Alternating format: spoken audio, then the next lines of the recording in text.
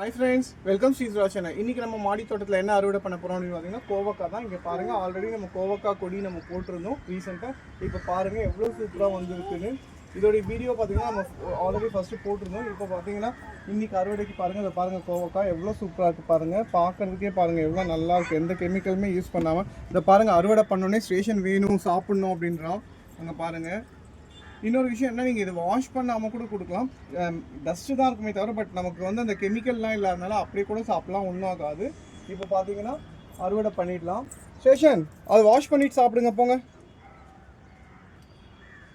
இப்போ பாருங்கள் நம்ம கோவக்காய் எல்லாம் அறுவடை பண்ணலாம். இதில் என்னென்னா எங்கே இருக்குன்னே தெரியாது, ஏன்னா காயும் அந்த இலையும் பார்த்தீங்கன்னா ஒரே மாதிரி இருக்கும். ஸோ இதில் பார்த்தீங்கன்னா இது கொஞ்சம் தேடி தேடி தான் வந்து அறுவடை பண்ண வேண்டியதாக இருக்கும். இங்கே பாருங்கள் அப்படியே உள்ள அப்படியே இருக்குது பாருங்கள், எல்லாம் பெரிய பெரிய சைஸாக. ஓகேடா கழுவிட்டிங்களா? ஓகே. இங்கே பாருங்கள். ஸோ எல்லா காயும் வந்து இப்போ நம்ம அறுவடை பண்ணிடலாம். ஃப்ரெண்ட்ஸ் இன்றைக்கி மாடி தோட்டத்தை பார்த்தீங்கன்னா கோவக்காய் நம்ம அறுவடை பண்ணிவிட்டோம். எவ்வளோ சூப்பராக இருக்குது பாருங்கள்.